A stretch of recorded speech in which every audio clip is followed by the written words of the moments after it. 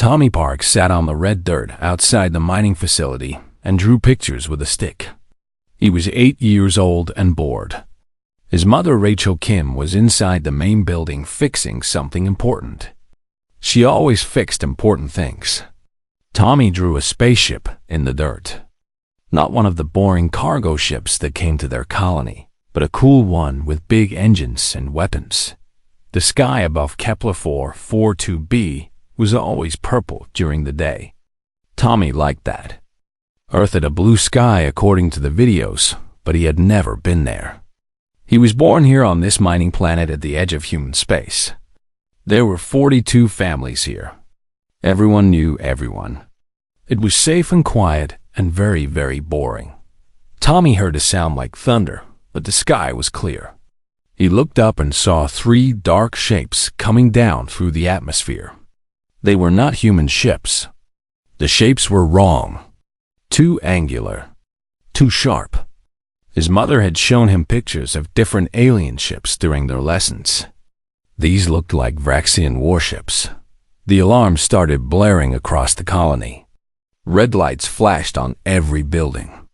Tommy jumped to his feet and started running toward the main building where his mother worked. People were running everywhere. Adults were shouting.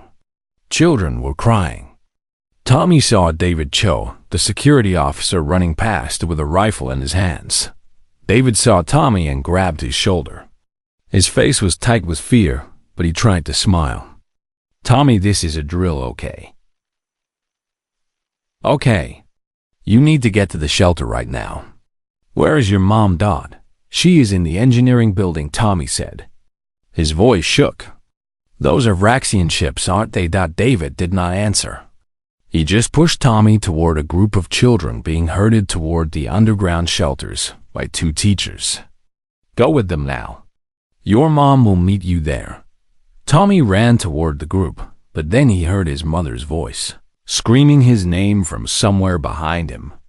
He turned and saw her on the far side of the compound near the mining equipment.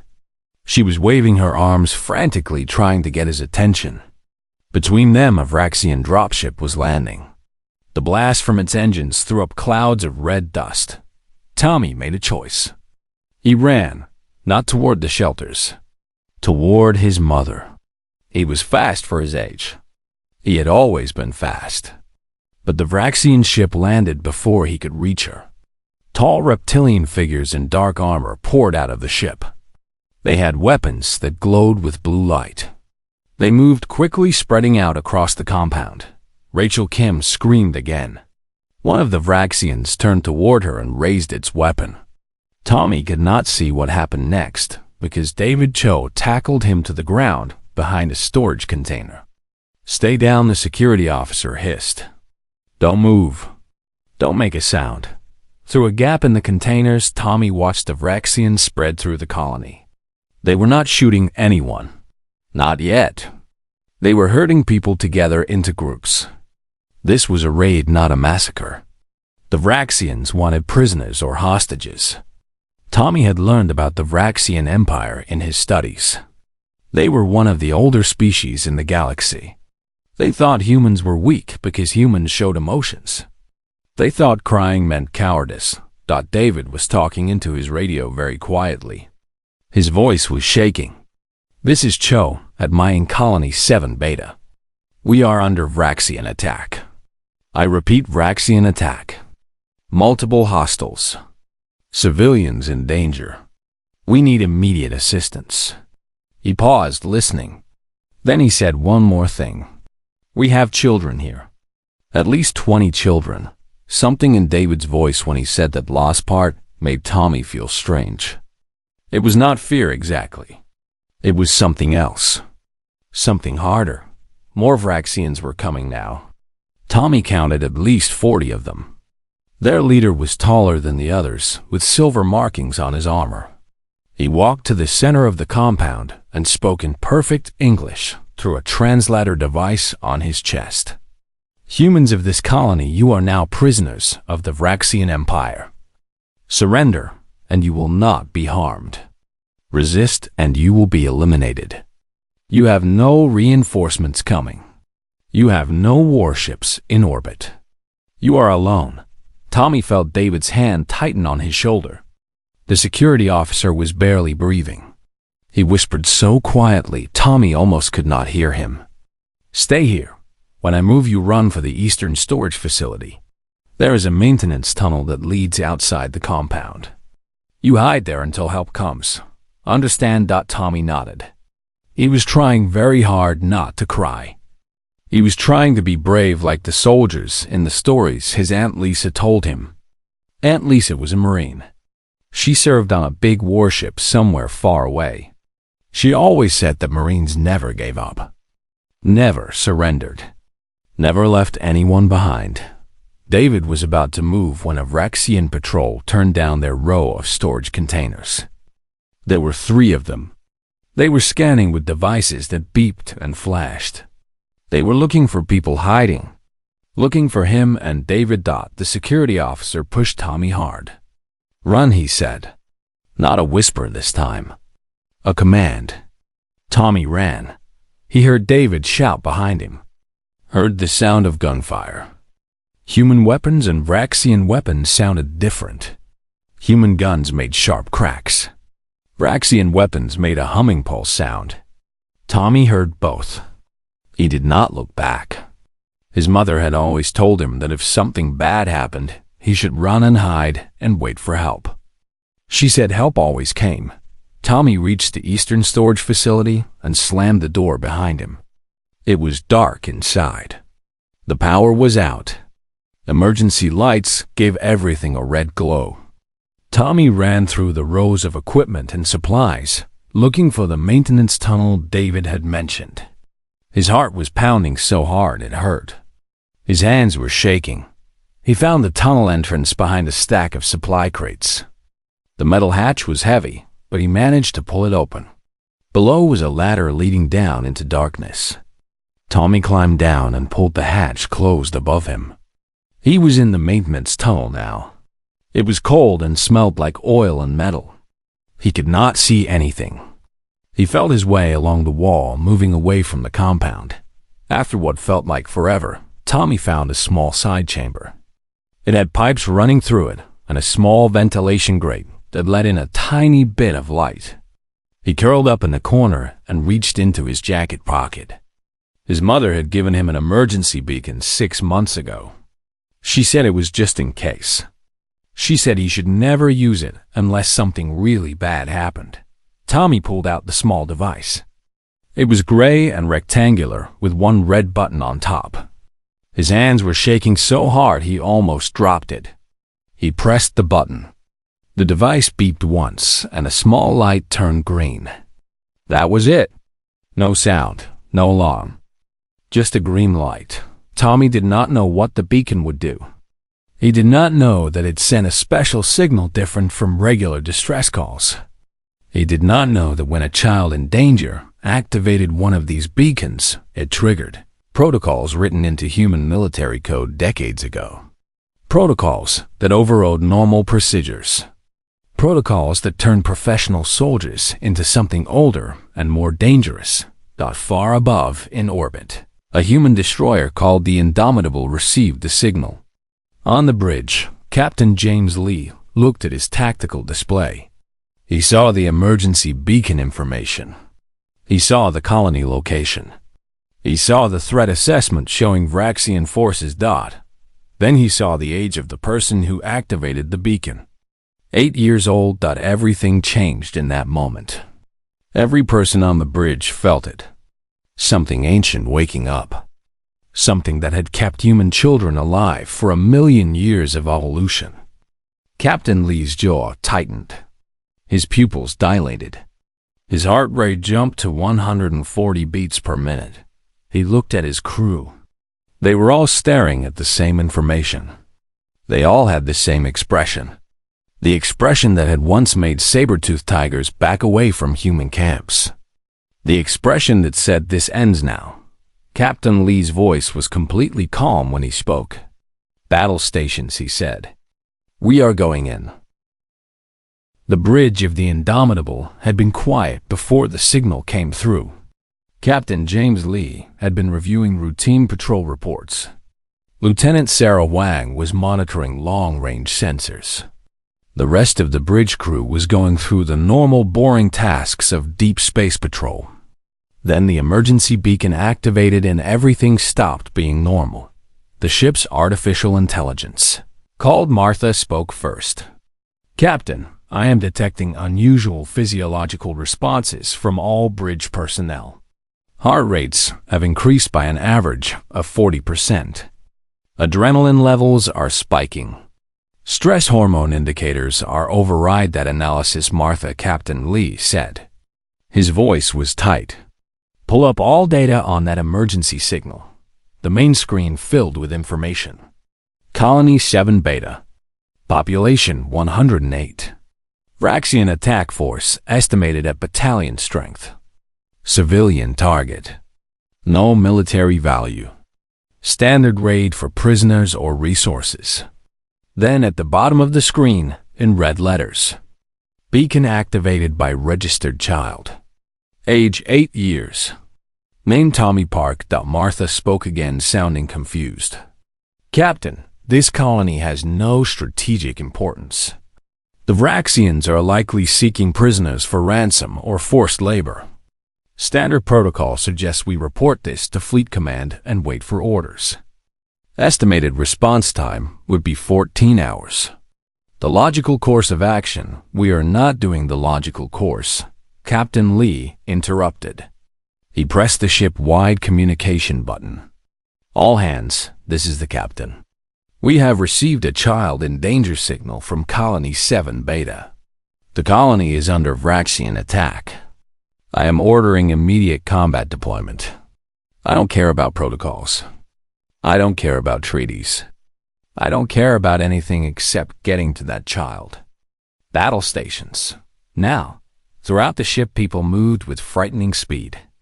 In the Marine barracks, Colonel Marcus Chun was briefing his officers when the announcement came through. His face went completely still for exactly 3 seconds. Then, he started issuing orders in a voice that had no emotion in it at all. "Full combat load," he said. "Every weapon. Every piece of ammunition. We don't know what we are walking into, but we know a kid is in trouble. That is all we need to know." One of the younger Marines raised his hand. "Sir, what are the rules of engagement?" "The Vraxians are a treaty species. If we attack them without proper authorization," Chun cut him off. "There are no rules of engagement when a human child is in danger, Marine. There is only one rule: win. Now gear up." In the medical bay, Dr. Emily Yang was preparing trauma kits when a nurse asked her something. "Doctor, do you really think the captain will violate 3 treaties and risk court-martial over one child?" Emily looked at the nurse and smiled, but it was not a happy smile. It was the kind of smile that made people step backward. "You are new to human ships, aren't you?" she said. "Let me explain something about our species. We have a neurological response to children in danger. It does not matter if the child is ours or a stranger. It does not even matter if the child is human. When we perceive a child as being threatened, our brain releases chemicals that override rational thought. Pain tolerance increases. Fear response decreases. Aggression multiplies. We become different, older. We stop being civilized and become what we were before civilization. The thing that killed everything else on Earth, that tried to eat us." The nurse stared at her. "That sounds like a design flaw," she said quietly. Emily shook her head. "It is not a flaw. It is why we are still here. It is why humans spread across Earth, while smarter, stronger, faster species went extinct. Because we protected our young with absolute unreasoning ferocity. And now someone just threatened one of our young. So now the Vraxians are going to learn what every predator on Earth eventually learned. You can fight a human. You can even kill a human. But if you threaten a human child, you face the entire pack. And the pack does not stop. Ever." On the bridge, Martha was trying to reason with the captain. Captain, I have run the tactical analysis. We are one destroyer. The Vraxian force has air superiority over the colony. We cannot achieve orbit without engaging their ships. That would be an act of war. Fleet regulations clearly state, Martha, Captain Lee said very quietly. How old are you? By which I mean, how long has your consciousness existed? I was activated 6 years ago. Captain Dot, and how long have humans existed as a species? Approximately 300,000 years in modern form. Much longer if you include ancestral species. Right. So you have 6 years of data and logic. We have 300,000 years of evolution. Right now, that evolution is telling every person on this ship the same thing. A child is in danger. Nothing else matters. You can file whatever reports you want after this is over. But right now we are going, and you are going to help us, or I will shut you down and fly this ship manually. Martha was silent for exactly 10 seconds. Then she spoke again, and her voice sounded different. Captain, I have analyzed historical data on human protective responses. I am beginning to understand. Shall I calculate optimal attack vectors to minimize Vraxian defensive response? Captain Lee smiled for the first time since the beacon arrived. Now you are learning, Martha. Yes. Show me how to get to that colony in the shortest time possible. And someone get me Colonel Chun. I want Marines ready to drop the second we hit orbit. In the armory, Marines were loading weapons and checking gear with frantic efficiency. One Marine dropped a magazine, and another instantly handed him a replacement without being asked. There was no talking, no joking. The usual banter and complaints were gone. They moved like a machine, like something that had done this a million times before. Colonel Chun entered the armory, and every Marine stopped and looked at him. He did not raise his voice. He never needed to. Listen up, he said. We have one job. Get to Colony 7 Beta. Find an 8-year-old boy named Tommy Park. Bring him home safe. Everything else is secondary. Anyone who gets between us and that kid is a target. I don't care what uniform they are wearing. I don't care what species they are. I don't care if they are the Emperor of the Vraxian Empire himself. You see someone threatening that child, you put them down. Questions. One Marine raised her hand. Chun recognized her. It was Sergeant Lisa Park. She was Special Forces. Very good at her job. Very calm under pressure. Right now she looked anything but calm. Sir, she said, and her voice was shaking. Tommy Park is my nephew. My sister Rachel is the chief engineer at that colony. Sir, I request permission to lead the first assault team. Chun looked at her for a long moment. Her hands were trembling. Her jaw was clenched so tight he could see the muscles jumping. She looked like she was barely holding herself together. In any normal military, this would be grounds to pull her from the mission. Personal involvement led to bad decisions, led to unnecessary risks, led to getting people killed. But this was not a normal military situation. And Lisa Park was not showing weakness right now. She was showing exactly what Colonel Chun needed his Marines to show. She was showing that she would walk through fire and bullets and walls, and anything else to get to that child. Permission granted, he said. Pick your team. You drop first. The Indomitable burned through space at speeds that made Martha nervous. Captain, we are exceeding recommended engine stress parameters by 40%. Noted, Captain Lee said. Continue. Captain. If we maintain this speed, the engines may suffer damage. Then we will fix them after we get the kid. On the weapons deck, gun crews were loading ammunition and running system checks. The chief gunnery officer was an older man named Brian Soom. He'd been in the Navy for 30 years. He had seen combat during the Draxian border conflict. He knew what war looked like. What he was seeing now on his crew's faces was not the usual pre-combat tension. It was something else.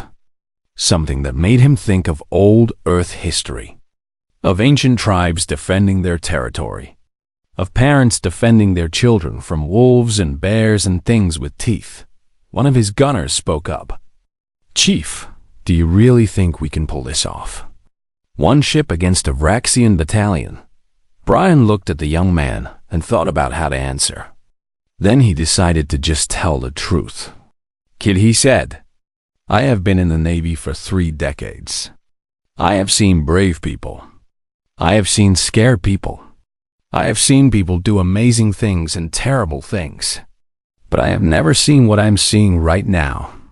I have never seen an entire ship full of people ready to die for a child they have never met. The Vraxians think they are fighting a military force. They are wrong. They are fighting something older than militaries. They are fighting family. And family does not lose. Not when a kid is in danger." The bridge shook as the Indomitable dropped out of faster-than-light travel. They were now at the edge of the Kepler-442b system. Sensors showed 3 Vraxian ships in orbit around the planet. Smaller vessels, escorts, nothing that could stand against a destroyer in a straight fight. But engaging them would take time. Time they did not have. Martha ran the numbers. "Captain, if we engage the Vraxian ships, we will need approximately 15 minutes to neutralize them. In that time, the ground forces may execute prisoners." Captain Lee nodded slowly. "Then we don't engage them in a straight fight. We go right past them. Maximum speed. All power to forward shields. We run the blockade and drop Marines directly on the colony." "Martha, what are our chances of success?" The AI was quiet for a moment. 42% chance of successful Marine deployment before suffering critical damage, Captain." The Indomitable hit the Vraxian blockade like a meteor. The ship's forward shields lit up with impacts as the Vraxian escorts opened fire. Martha was screaming warnings about shield integrity and structural stress. Captain Lee ignored all of it. His ship punched through the defensive line and dove toward the planet. On the Vraxian command, Ship Elder Thrix watched in disbelief. The human destroyer was not following any logical combat doctrine. It was not trying to establish superior position. It was not attempting to flank. It was just charging straight at the planet like a wounded animal. Like something that had stopped caring about survival and cared only about reaching its target. Thrix opened a channel to the human ship. "Human vessel, you are in violation of 3 treaties and the Neutral Space Accord. Cease your approach, or we will destroy you." The response came back immediately. A human voice. Cold and flat. "You have a human child in your custody. Return him now, or we will show you what happens when you threaten our young." Thrix felt confusion, and something else he did not want to name. That something else felt like the beginning of fear. "You're young. The child is not related to any of your crew. He is simply a colonist. A statistic. Why are you risking your ship and crew for one unrelated juvenile?" The human voice came back, and now it had emotion in it. Anger. "Because he is ours. All human children are ours. You just made the worst mistake of your military career, Elder. You rang the dinner bell. Now the predators are coming." The channel cut off. Thrix looked at his tactical officer. "How long until we can destroy their ship?" The officer checked his displays. "Their shields are weakening, but they will reach the planet's surface before we can deliver a killing shot." "Elder, they are launching drop pods. They are sending troops down." Thrix made a decision. "Contact the ground forces. Tell them to fortify around the civilian population. Use the colonists as shields. The humans will not risk civilian casualties. This will force them to negotiate." The tactical officer hesitated. "Elder, our intelligence reports suggest humans become unpredictable when they're young or threatened."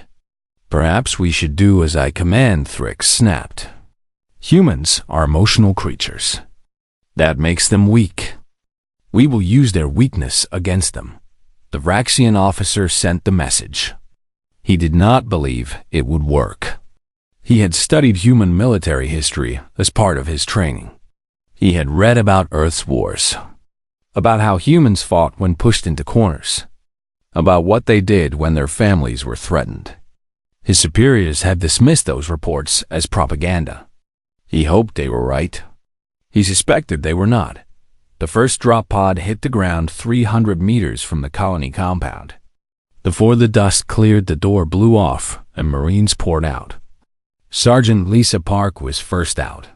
She had a rifle in her hands and death in her eyes. Her team formed up behind her with practiced efficiency. They moved toward the colony at a run. Vraxian sentries on the perimeter opened fire. Blue pulse bolts streaked through the purple sky. The Marines did not slow down, did not take cover, did not do any of the things trained soldiers were supposed to do when under fire. They just ran forward, firing as they moved. It was textbook bad tactics. It should have gotten them all killed. It did not get them killed. Lisa took 3 hits to her armor.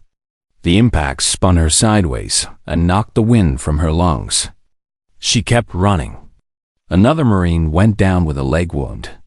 He crawled forward on his hands and knees, still firing his weapon. The Vraxian sentries began to fall back. Not because they were losing the firefight. They were not. But because the humans were not behaving like soldiers. They were behaving like something else.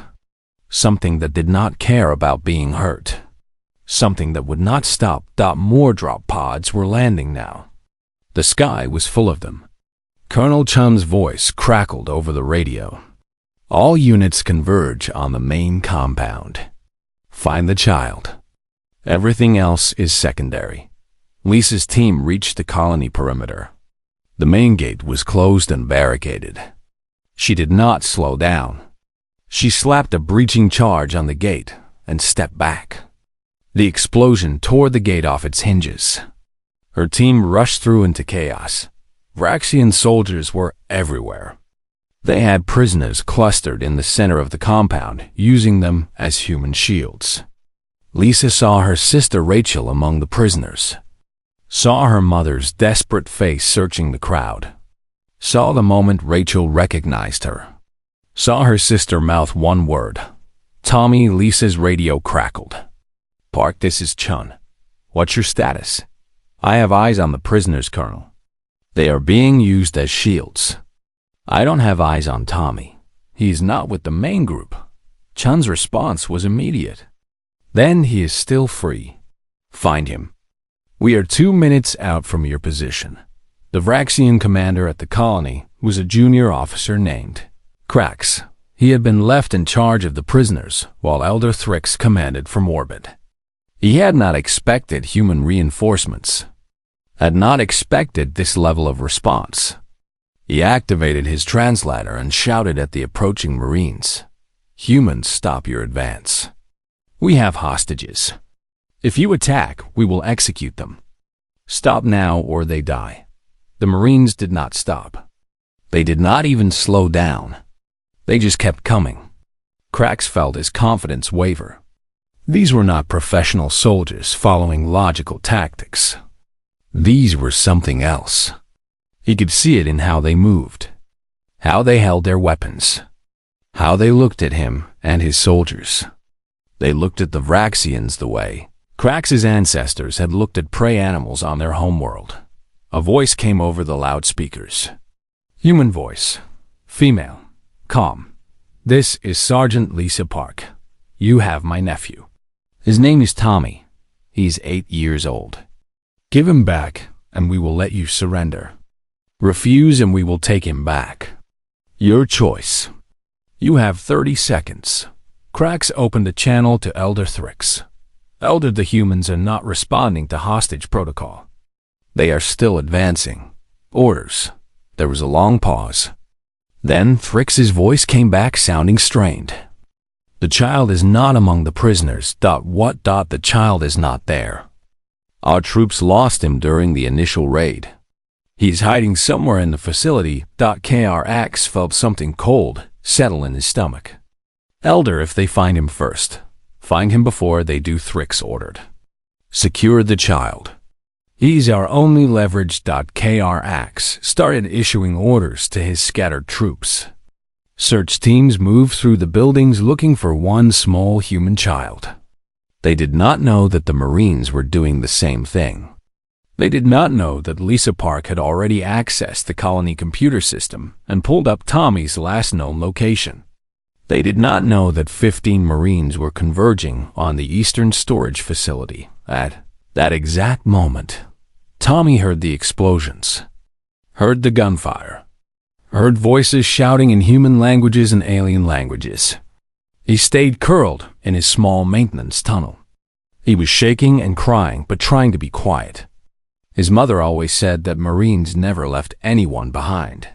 His Aunt Lisa was a Marine. She would come for him. He just had to stay hidden until she got here. The maintenance tunnel hatch of him creaked. Tommy froze. Footsteps on the metal ladder. He could not tell if they were human or Vraxian. He pressed himself deeper into the corner of the small chamber. The footsteps got closer. A light swept through the tunnel. Then a voice, soft and careful. Tommy Park. My name is Corporal Anna White. I am with the Earth Defense Marines. Your Aunt Lisa sent me to find you. You are safe now. We are here to take you home. Tommy started crying harder. Not from fear now, but from relief. He crawled out of his hiding spot and saw the Marine in her armor. She had her helmet off so he could see her face. She was smiling at him. Before she could say anything else, there was a clatter from above. Vraxian voices. The corporal's smile vanished. She pushed Tommy behind her and raised her rifle. The tunnel hatch opened and a Vraxian soldier started climbing down.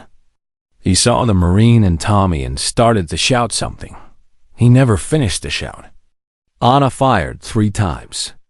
The Vraxian fell. 2 more started to climb down. Anna killed them both. Her radio was screaming with traffic. Park, I have him. Eastern Maintenance Tunnel. Contact with hostiles. Need immediate support. Lisa's voice came back. Hold position. I am coming to you. More Vraxians were at the top of the tunnel now. They were not climbing down. They were just firing down the shaft. Anna grabbed Tommy and shielded him with her body. Bolts hit her armor. Hit the walls. Hit the pipes. Anna fired back up the tunnel with one hand while protecting Tommy with the other. Then the shooting stopped. There were new sounds from above. Human weapons. Human voices shouting. The sounds of close combat. Anna looked at Tommy and winked. That will be your aunt, she said. She does not like people shooting at you. The fighting above them lasted maybe 30 seconds. Then Lisa Park's face appeared at the tunnel opening. Her armor was scorched and dented. Her face was covered in dust and blood that might have been hers or might have been someone else's. She saw Tommy and her expression changed. All the hardness left her face. All the rage. She just looked like an aunt who had found her missing nephew. She climbed down the ladder so fast she nearly fell. She picked Tommy up and held him so tight he could barely breathe. Tommy started crying into her shoulder. Lisa was saying something over and over, but Tommy could not make out the words. Later he would learn she was saying, I got you. I got you. You are safe. I got you. Colonel Chun's voice came over the radio. Park report. Tommy is secure, Lisa said. Her voice was shaking. I have him, Colonel. Elder Thrix stood on the bridge of his command ship and watched his military career end. On the screens in front of him, his ground forces were in full retreat. The humans had extracted their child, and now they were extracting everyone else. Every colonist. Every prisoner. They were leaving nothing behind. Thrix opened a channel to his military advisor. Elder Kryn was old even by Vraxian standards. He had been a soldier when Thrix was still in the breeding pools.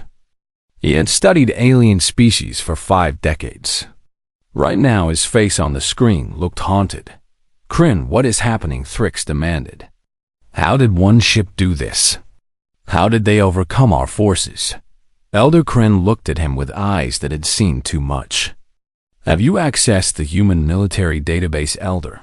Have you studied their history? I've read the standard briefings. They are an emotional species. That makes them predictable, controllable." Kryn made a sound that might have been a laugh or might have been something else. "No, Elder. That is what makes them the most dangerous species in the galaxy. Come, let me show you something." Kryn sent a data packet to Thrix's display.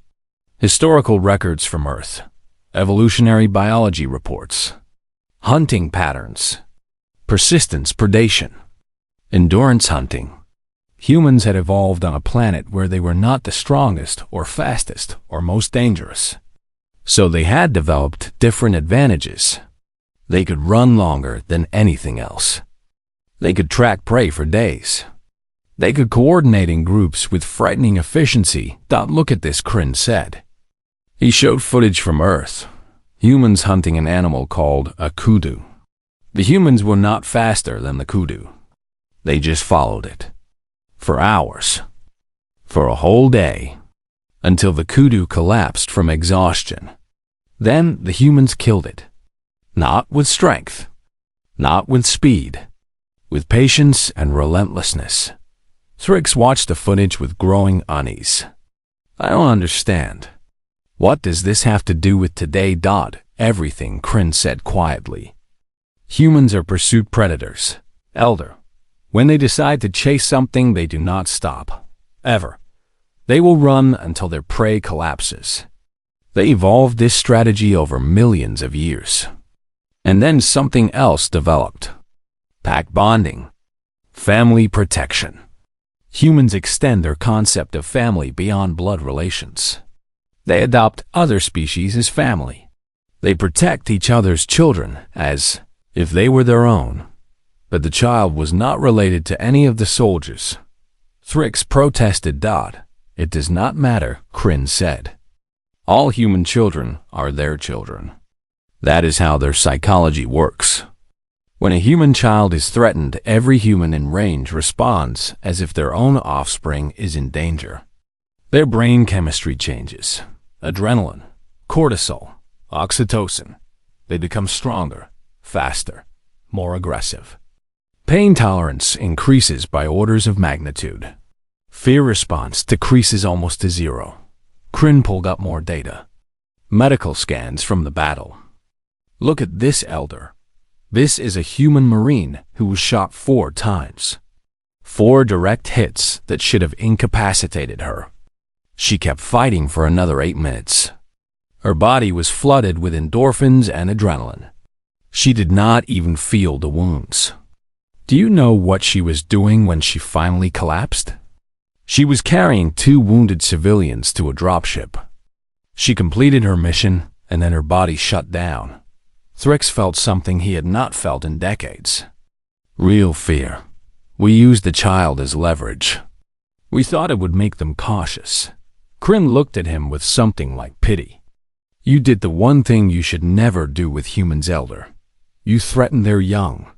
Do you know what happens on Earth when a predator threatens a human child? Every human in the area responds. Not just the parents. Everyone. They have documented cases of humans fighting off animals 5 times their size to protect children. Fighting and winning. Because the human brain in protection mode does not care about odds or logic. It only cares about eliminating the threat." On another screen, news feeds were starting to appear. The battle had been broadcast somehow. Other species were watching. Thrix could see the feeds from a dozen different worlds. Aliens watching humans fight with a ferocity that seemed impossible. Watching Marines take wounds that should have killed them and keep fighting. Watching a whole ship risk destruction for one child. On a neutral station called Haven's Rest, Ambassador Crix was watching the same feeds. He was Raxian, but he served in the diplomatic corps, not the military. He had lived among humans for 3 years. He understood them better than most of his species. Crix was sitting in a bar with several other diplomats. A Tralexian trader was speaking. This is madness. One of their ships will be crippled. Dozens of their soldiers are wounded. All of this for one juvenile. The cost-benefit analysis makes no sense. Crix looked at his drink and spoke quietly. You are thinking like a rational being. Humans are not rational when their children are threatened. They are something else. Something older. A Delphian observer laughed. Surely that is evolutionary weakness. Emotion over logic. Crix shook his head. No. It is the greatest strength any species can have. Humans spread across their planet while stronger, faster species went extinct. Do you know why? Because humans protected their young with absolute commitment. A predator might kill one human, but then every other human in the tribe would hunt that predator to extinction. It did not matter how dangerous the predator was. Humans would track it, follow it, wear it down, kill it, and then they would find its den and kill its young so it could never threaten human children again. The bar went quiet. Crix continued. There was an animal on Earth called a honey badger. Small creature. Weighed maybe 10 kilograms. But it had a reputation. It would attack animals 50 times its size. Would fight lions. Fight buffalo. Would never back down. Never retreat. The humans admired this animal. They said it did not care about pain or fear or odds. It just fought until it won or died. That is what humans become when you threaten their children. They become honey badgers. And the honey badger does not care about your superior numbers, or your treaties, or your logic. It only cares about protecting its young. The Tralexian trader looked at the screens showing the battle. The human marines were loading colonists onto dropships now. The Vraxian forces were in full retreat. So what happens now, he asked. Crix finished his drink. Now the galaxy learns a lesson. Never threaten a human child. Because when you do, you don't fight a military. You fight a family. And human families do not lose. Back in orbit, Elder Thrix received new orders from the High Command. Withdraw immediately. Surrender the colony. Offer reparations. Avoid further conflict. The orders were marked urgent. They were marked from the Emperor himself. Thrix sent the withdrawal order to his remaining ground forces. Then he sent a message to Captain Lee on the Indomitable. Human Commander, we are withdrawing. We surrendered the colony and all prisoners. We did not understand the situation. We made an error. Captain Lee's response was cold. You did not make an error, Elder. You made a choice. You chose to raid a civilian colony. You chose to take prisoners. You chose to threaten a child. Those were choices. Now you face the consequences. What consequences? Thrix asked. We are surrendering. We are leaving. What more do you want? Captain Lee was quiet for a moment. Then he spoke, and his voice was tired. I want you to understand something, Elder. I want you to go back to your superiors. I want you to tell them what happened here. Tell them that one human child triggered a response from an entire warship. Tell them that Marines fought through wounds that should have killed them. Tell them that we violated treaties and protocols and regulations. Tell them all of that. And then tell them this. Tell them it will happen again. Every single time. If your people ever threaten a human child again, we will come. We will always come. And next time we will not stop with one ship. Next time they will send a fleet. The channel closed. Thrix looked at Kryn.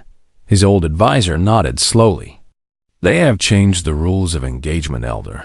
Every species in the galaxy is watching this. They are seeing what humans do when their young are threatened. The diplomatic implications are massive. On the surface, Sergeant Lisa Park was helping load the last colonists onto dropships. Tommy was with his mother, Rachel. Both of them were safe. Lisa's job was done. She should have felt relief. Instead, she felt something else. A deep exhaustion. A sense of having used up something vital. Colonel Chun found her sitting alone behind one of the buildings. She was staring at her hands. They were shaking. Chun sat down next to her. He did not say anything for a while. Just sat there. I killed 17 of them, Lisa said quietly. Maybe more. I lost count. I just kept firing. Kept moving. I did not think. Did not plan. I just reacted. That is what happens, Chun said. When a child is in danger, our training does not matter. Our experience does not matter.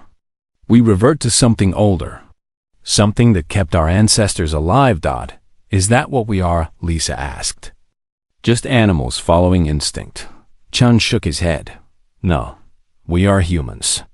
Which means we are capable of incredible compassion and incredible violence. Often at the same time. You saved your nephew today. You also did what needed to be done. Both of those things are true. Lisa looked at him. Will there be consequences? We violated so many rules. Chun smiled grimly. Oh, there will be consequences. But not the kind you think. The Vraxians will remember this. Every species will remember this. They will remember that humans protect their children with everything they have. That is not a weakness, Lisa. That is why we are still here. 6 months had passed since the incident at Colony 7 Beta. The galaxy had changed in that time. Not in obvious ways. There were no new wars. No new alliances. But something fundamental had shifted in how species viewed humanity. Ambassador Jennifer Lee stood in the Grand Council chamber on the neutral world of Concordia. She was here to meet with the Vraxian High Council. This was officially a diplomatic mission to discuss reparations and treaty violations. Unofficially, it was something else. It was a lesson. The High Council sat in a semicircle above her. 7 Vraxians representing the oldest and most powerful families of their empire. The eldest among them was High Counselor Vax. He had ruled for 4 decades. He had negotiated treaties with a dozen species. He was not accustomed to feeling uncertain. Today he felt very uncertain. Ambassador Lee, your presence honors us, Vax began. We have asked you here to discuss the unfortunate incident 6 months ago. We wish to offer formal apologies and substantial reparations for Jennifer, held up one hand. The gesture was polite but firm. High Counselor, I appreciate the offer, but that is not why I am here. I am not here to accept apologies. I am here to make sure you understand what happened and why it must never happen again. Vax shifted uncomfortably. His scales made a soft rustling sound. Ambassador, we acknowledge our forces made an error in judgment. We did not anticipate the human response to stop, Jennifer said. Her voice was not loud, but it cut through the chamber like a blade. You did not make an error. You made a choice based on incomplete data. Your military intelligence told you that humans were emotional and therefore predictable. That we would negotiate rather than fight when civilians were at risk. That assessment was correct in normal circumstances. But there is nothing normal about threatening a human child. One of the younger counselors spoke up. With respect, Ambassador, your response was disproportionate. One child does not justify the resources you committed. The risk you took. By any logical analysis, Jennifer turned to face him. Logic, she said. You want to discuss logic. Let me tell you about human logic, Counselor. For 3 million years, my species survived on a planet that was actively trying to kill us. We were not the strongest. We were not the fastest. We did not have claws or venom or armor. What we had was each other. We survived because we protected our group, our family, our children. That instinct is not a weakness. It is the reason we are standing here today, while stronger species are extinct. She walked to the center of the chamber. Every eye was on her. Do you know what happened on Earth when a saber-toothed cat attacked a human camp? When it killed a human child, the humans did not mourn and move on. They hunted that cat. They tracked it for days, weeks. They found it and killed it. Then they found its den, found its cubs, and they killed those too. Not out of cruelty, out of necessity. Because any predator that learned humans were prey would teach that lesson to its offspring. So humans eliminated the threat completely. Do you understand what I'm saying? Vax nodded slowly. You are saying humans do not forget. Jennifer smiled, but there was no warmth in it. I am saying we do not forgive threats to our children. Every human who heard about Colony 7 Beta had the same response. Rage, the desire to protect, the need to eliminate the threat. Captain Lee did not violate orders because he was reckless.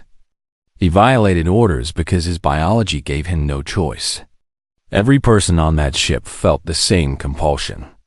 Save the child. Punish those who threatened him. Another counselor spoke. This seems like a design flaw, Ambassador. Emotion overriding reason is dangerous. Jennifer turned to him. Is it? Let me ask you something, counselor. If your species was under attack, if your homeworld was being invaded, would you fight harder to protect your leaders or to protect your children? There was a long silence.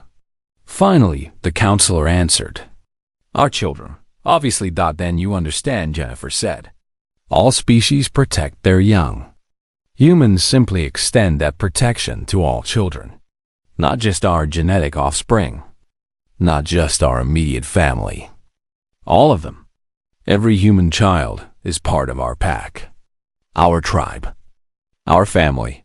And we will burn the galaxy to ashes before we let someone harm them. High Counselor Vax stood. His advanced age made the gesture significant. Ambassador Lee, I think I speak for all of us when I say we understand now. We understand the mistake that was made. We understand why your response was inevitable. What we do not understand is what you want from us. What happens now? Jennifer looked at each counselor in turn. What happens now is very simple. You spread the word. To every species. Every military.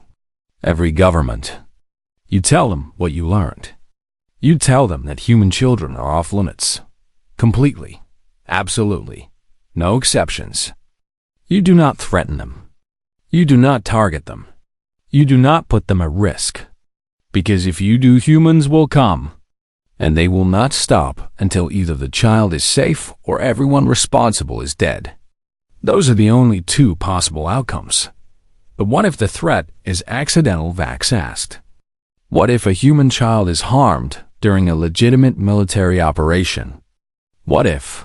Then you better pray you can prove it was accidental, Jennifer interrupted. And you better have done everything possible to avoid it. Because humans do not accept collateral damage when children are involved. We do not accept acceptable losses. We do not accept statistical probability. We accept only one outcome. The safety of the child. The council chamber was quiet for a long moment. Finally, Vax spoke again. Ambassador, this policy you describe, this absolute protection of human juveniles, it gives you a tremendous strategic advantage. It means no one can target your civilians without massive retaliation. Some might see this as unfair. Jennifer shrugged. Fair is a human concept, counselor. Most species do not have a word for it. But yes, you are correct. Our protective instinct gives us an advantage. Every species that wants to maintain peaceful relations with humanity must factor this into their planning. Must ensure their military operations do not threaten human children. Must take extra precautions. Is that unfair? Perhaps. Do we care? Not even a little bit. On Earth, in a small school in New York City, a class of young students was learning about the Colony 7 Beta incident. Their teacher was showing them footage from the battle. showing them Marines fighting to reach Tommy, showing them Captain Lee risking his ship, showing them the aftermath. One student raised their hand. She was 7 years old. Her name was Grace Park, Tommy's cousin. Teacher, why did all those people risk their lives for Tommy? He was just one kid. The teacher smiled. Because Grace, that is what humans do.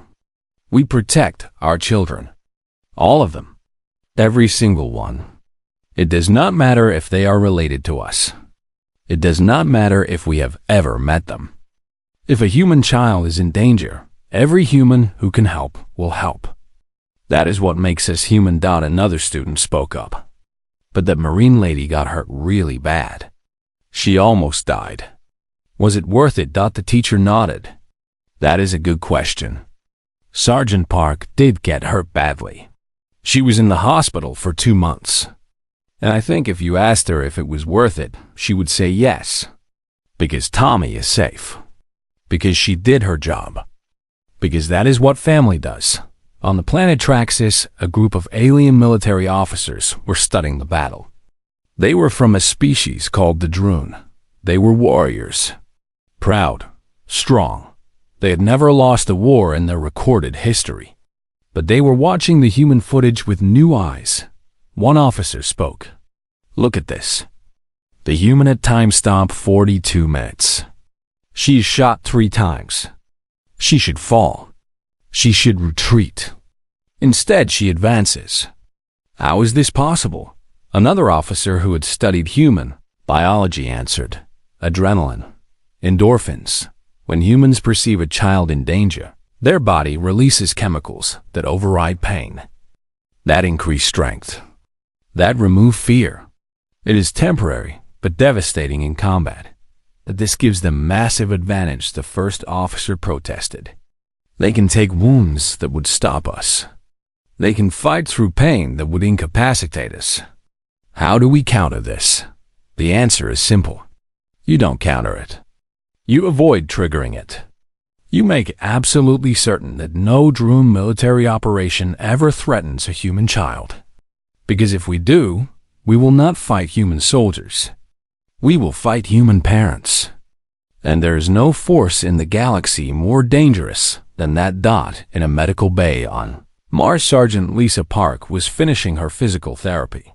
Her wounds had healed, but the recovery had been long and painful.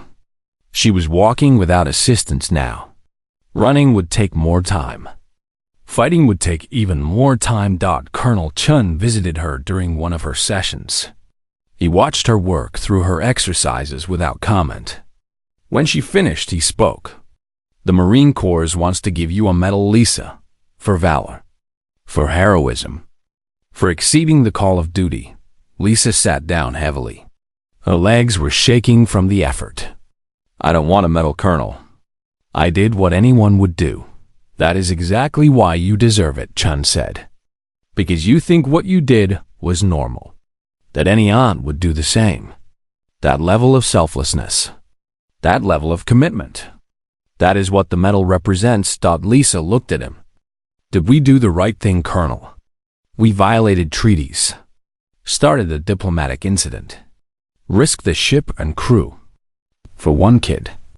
Some people are saying we went too far. Chun sat down next to her. Let me tell you something, Lisa. In 50 years, no one will remember the treaties we violated. No one will care about the diplomatic incident.